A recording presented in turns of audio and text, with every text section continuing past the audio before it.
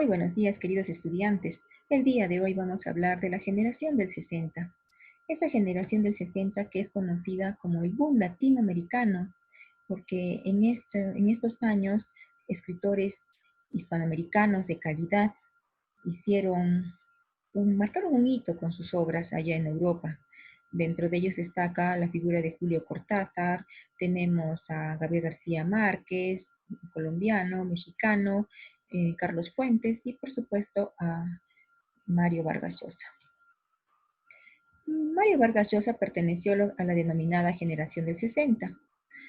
La generación del 60 estaba constituida por un grupo de jóvenes escritores que desarrollaron la literatura bajo el contexto de las revoluciones militares, bajo la dominación cada vez más grande del capitalismo extranjero, un capitalismo imperialista que reinaba en nuestro país en aquellos años. Bueno, vamos a ver que el semillero, o sea, el lugar donde se formaron estos grandes escritores que marcaron esa época fue la Universidad Nacional Mayor de San Marcos. Dentro de los escritores de la generación del 60 destacan César Calvo, Arturo Corcuera, Reinaldo Naranjo, Pedro Moronte, César Franco, entre otros.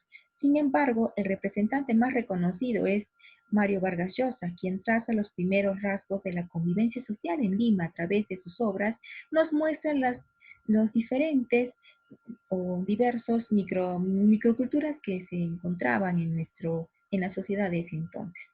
Conozcamos un poco más de la vida de Jorge Mario Pedro Vargas Llosa, que es su nombre completo.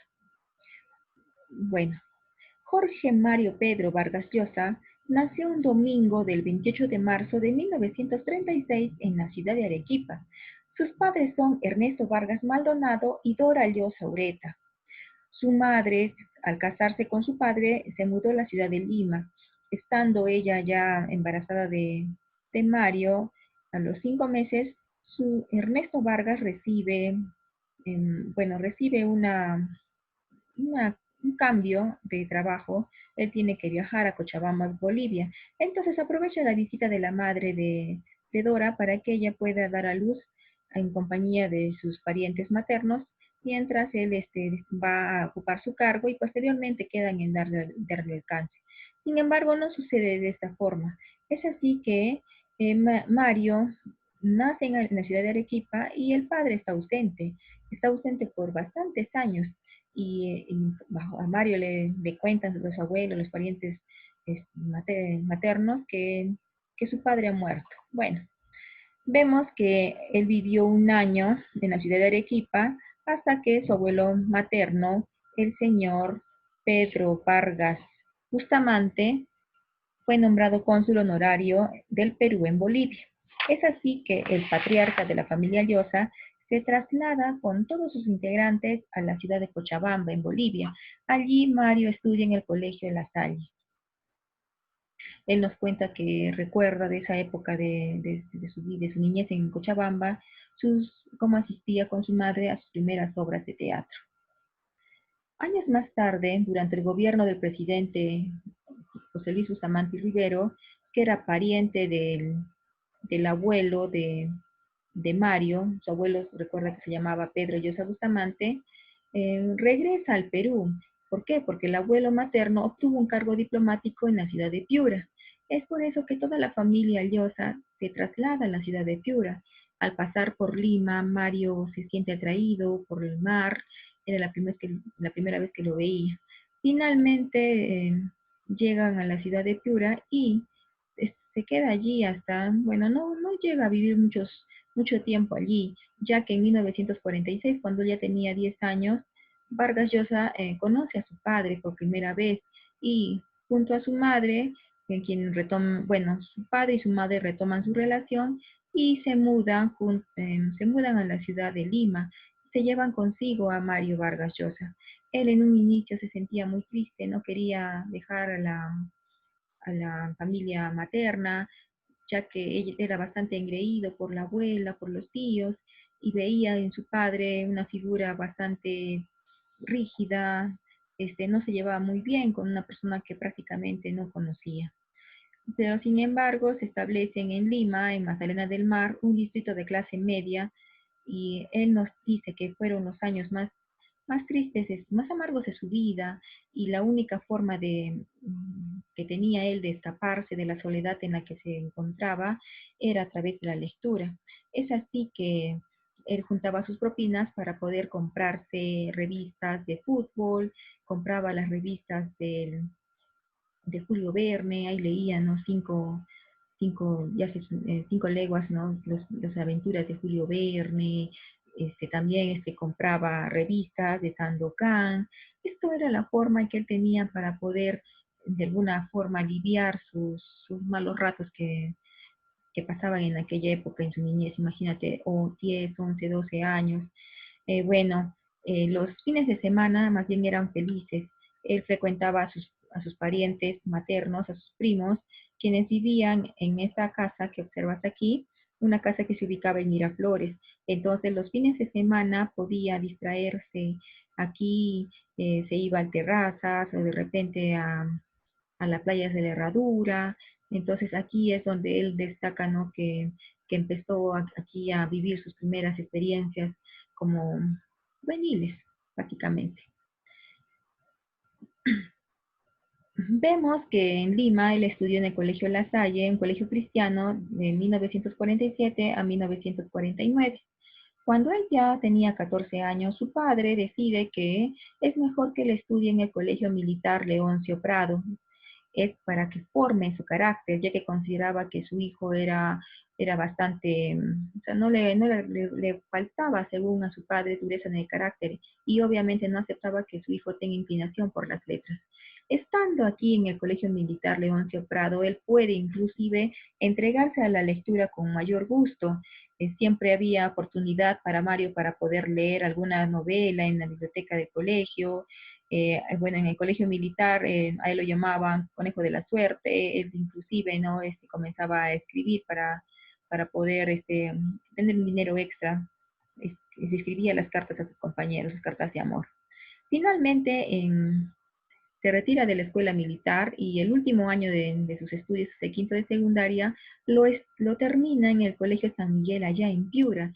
Sus parientes, sus tíos maternos hablan con el padre y logran que de autorización para que él pueda viajar a Piura, y allí se reúne nuevamente con sus amigos de la primaria, entre los que destacan Javier Silva Arruete. Y bueno, allá en el Colegio San Miguel de Piura tiene oportunidad de estrenar su primer drama, que es La huida del Inca. Años más tarde, en 1953, él ya es todo un adolescente, o sea, ya termina el colegio. Es así que ingresa a la Universidad Nacional Mayor de San Marcos, donde estudia Derecho y Literatura. Cabe mencionar que él tuvo la oportunidad también de ir a la Universidad Católica Pontificia del Perú, ¿no? La Universidad Católica del Perú, pero sin embargo, él escogió la Universidad Nacional de San Marcos porque le permitía estar en contacto con, con diferentes clases sociales que formaban lo que era nuestro Perú. Estando en la universidad, eh, él admiró mucho a su profesor de fuentes históricas, que es este señor que vemos aquí, Raúl Porras Barrenechea. Se dice que en ningún curso leyó tanto ni trabajó tanto como en de fuentes históricas peruanas. Inclusive por algún momento o sea, su vocación de poeta, o mejor dicho, de escritor, de literato, se vio movida, ¿no? Se vio tentada para poder convertirse en historiador como el profesor. Bueno, finalmente vemos que Mario, a la edad en 1955, a la edad de 19 años, contrae matrimonio con su tía política Julia Urquidi, quien era 13 años mayor que él. Él comienza a salir con la señora, comienzan a llevarse una relación amical, y de pronto, temiendo que sus padres se opongan a la relación, deciden casarse. Esto pues fue un golpe duro, ¿no? Para la familia Llosa, para su padre. Bueno, pero sin embargo, para ese entonces, Mario trabajaba ayudando a su profesor de ese entonces. Ya había terminado la universidad, y entonces consiguió un trabajo junto con Raúl Porras Barrenechea. Él le hacía, o sea, hacía una especie de citas bibliográficas para el profesor.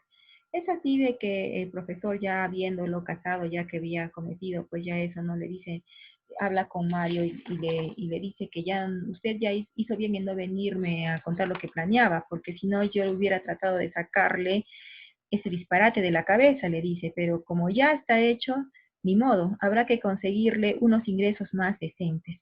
Entonces le consigue trabajos como estar como ser asistente de la biblioteca del Club Nacional, también le consigue un trabajo en el cementerio presbítero maestro, donde él llevaba las fichas de los difuntos. Bueno, en fin, se dice que en esa época, para poder mantener a su esposa, Mario tuvo hasta 7 empleos durante la semana. Bueno, eh, finalmente vemos que en el año de 1959, 57, perdón, comenzó con seriedad su carrera literaria tras publicar sus primeros relatos Los Jefes y El Abuelo, mientras trabajaba a su vez en otros periódicos peruanos. Aquí vemos que Los Jefes representa una aventura suya allá en la ciudad ocurrida en su colegio San Miguel de Piura. Era básicamente, trata de un intento de huelga frustrado. En 1959 parte rumbo a España gracias a la beca de estudios Javier Prado para hacer un doctorado en la Universidad Complutense de Madrid. Se va junto con su esposa. En el año de 1960 se mudó a Francia con la impresión de que iba a obtener una beca para poder estudiar allí, pero sin embargo esa beca pues le fue denegada. Pero esto no quitó que Mario y su esposa se instalaran en París y donde, bueno, obviamente no tenían una buena situación económica, pero Mario comenzó a escribir de forma prolífica, comenzó a trabajar en diversos periódicos y es así que publica su obra La ciudad y los perros en el año de 1963 y con esta obra obtiene el premio Biblioteca Breve. Después publica también La Casa Verde por aquellos años estando allá en Europa. Finalmente, en 1964 retorna al Perú y se divorcia de su tía, de su esposa, la señora Julia Urquidi. ¿Por qué? Porque se había enamorado de su prima Patricia Llosa, quien había ido a visitarlo allá cuando él se encontraba en Europa. Entonces se casa con su prima Patricia Llosa, con quien tiene 3 hijos, Álvaro, Gonzalo y Morgana. Su matrimonio duró más o menos algo más de 40 años. Bueno, sin embargo, en 1965, un año después de su retorno al Perú y después de haberse casado, viaja a La Habana como parte del jurado de los premios de las Casas de las Américas. Aquí vamos a ver que él siente una profunda frustración hacia el partido, hacia lo que era pues el Partido Comunista, liderado pues en ese entonces, ¿no? Por Fidel Castro. eh, y es que él se aparta totalmente pues de este partido, o sea, ya no siente simpatía incluso por el Partido Comunista. Hay un caso Padilla que marca su distanciamiento definitivo de la Revolución cubana. Posteriormente, en 1967, trabaja como traductor para la UNESCO en Grecia, allá en Europa. Entonces se traslada junto con su esposa y a Europa. Ahí pues nacen sus hijos. Vemos que en Grecia trabaja junto a Julio Cortázar y se queda allí hasta 1974. ¿No? Su vida y la de su familia básicamente eh, re- viven, básicamente transcurren en las ciudades de París, Londres y Barcelona. Aquí podemos observar a Patricia Llosa, su hijo. Bueno, finalmente allá también comienza pues a escribir. Escribe en Conversación en la Catedral en 1969, Pantaleón y las Visitadoras en 1977. Cabe mencionar que Conversación en la Catedral, esta obra, bueno, el título de esta obra se inspira en un bar que está observando aquí, ¿no? En un bar titulado La Catedral. Entonces, es así que de aquí viene el nombre Conversación en la Catedral, era un bar de mala muerte, como así lo describe Mario Vargas. Y aquí en esta obra va a, va a representar todo lo que vivió en los años de la dictadura de Odría. cuando él estaba militando bueno, me olvidé de contarte que cuando él estudiaba en la Universidad de San Marcos, él era militante de una agrupación denominada Cahuide, que de alguna forma trataba de reconstruir el Partido Comunista en la clandestinidad. Esta experiencia suya y también de repente ocurrida en pleno gobierno militar de Manuela Odría, es que influye para poder escribir esta obra Conversación en la Catedral, de la cual alguna vez Mario Vargas Llosa mencionó que si tuviera que salvar del fuego una sola de sus novelas, salvaría esta. Bien, después también escribió en el año de 1981 La Guerra del Fin del Mundo. En la década de 1990 participa como ya de vuelta al Perú, ¿no? Participa como candidato a la presidencia de la República por el Frente Democrático.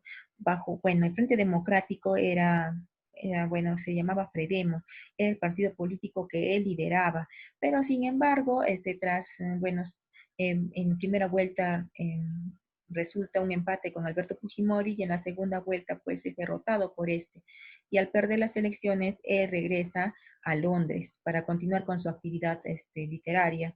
En 1993 obtiene la nacionalidad española, pero sin renunciar a la nacionalidad peruana. Tras este periplo, ¿no?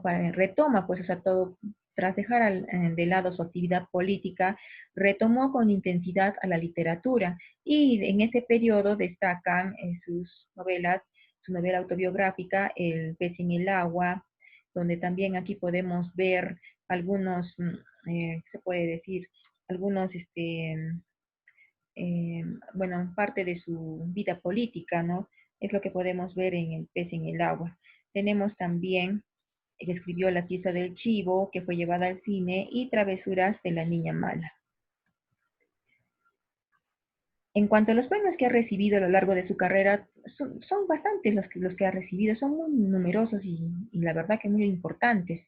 Ha recibido, por ejemplo, el premio Cervantes, y, pero sin el premio Planeta, el premio Príncipe de Asturias, Biblioteca Breve, pero en el año del 2010 se le va a conceder el premio más grande que se le puede otorgar a cualquier escritor, a ningún escritor, ¿no? Ese es un premio que todo escritor aspira a tener, y este premio es el Nobel de Literatura. En ese año, mira, acá podemos ver que obtiene el Premio Nobel de Literatura y el gobierno peruano le otorga la Orden de las Artes y las Letras por su extraordinario universal y por el aporte al desarrollo cultural del Perú. Finalmente vamos a ver que actualmente Mario Vargas sigue escribiendo, ¿no? Bueno, dando conferencias. Bueno, ¿cuáles son las características más importantes que presenta en su obra? Vamos a ver que presenta conflictos bipolares, va a escribir teatro, ensayo, novela, cuento, usa las técnicas vanguardistas, como por ejemplo el monólogo interior, también usa lo que es la multiplicidad de voces, tenemos que también usa los vasos comunicantes, va a insertar elementos autobiográficos. La mayoría de sus novelas tiene elementos, o sea, que partes que él ha vivido, sucesos que él ha vivido. Se ve también presente en su obra una búsqueda de la novela total, aborda tanto temas políticos, sociales, hedonistas, y él ha recibido influencia de Gustavo Flower, el autor de Madame Bovary. Tenemos a William Faulkner, donde él dice en cuenta que este escritor inglés, ¿no? A William Faulkner dice que lo leyó y comenzó a hacer anotaciones en la parte posterior de sus libros. Es la primera vez que lo movió a tomar apuntes mientras leía un libro. Vemos que también leyó a Joyce, Sartre, y la mayoría de sus obras tiene un contenido temático de la urbe, o sea, que está ambientado en la ciudad, ¿no? De la urbe a partir de la migración, o sea, nos muestra diferentes facetas de la sociedad. Y así también toca temas grotescos y sórdidos. Algunas de las principales obras de Mario Vargas Llosa son las siguientes. Tenemos El desafío, un relato corto en el año de 1953, Los jefes, La ciudad y los perros. Ojo, Los jefes, te debo de mencionar una vez más, que cuentan la historia. Bueno, él se inspiró en escribir Los jefes en una anécdota que él tuvo como estudiante en el quinto año allá en el Colegio San Miguel de Piura. Junto con su amigo Javier Silva Ruete, comenzaron a planear una protesta. ¿Por qué? Porque en ese año justo el colegio dijo que iba a tomar exámenes sin avisar, sin dar un rol antes. Y entonces, bueno, esta experiencia que tuvo lo movió a escribir Los Jefes. Luego tenemos La Ciudad y los Perros, inspirada en el Colegio Militar. La Casa Verde, donde obtuve, bueno, donde obtiene el premio Rómulo Gallegos.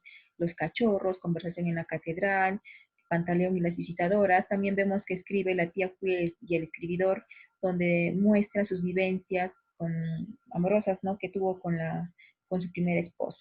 Tenemos Historia de Maita, Quien mató a Palomino Molero, perdón, El Hablador, Elogio de la Madrastra, Lituma en los Andes, con el cual obtiene el premio Planeta, Los Cuadernos de Don Rigoberto, La Fiesta del Chivo en el 2000, El Paraíso en la otra esquina en el 2003, Travesuras de la Niña Mala en el 2006.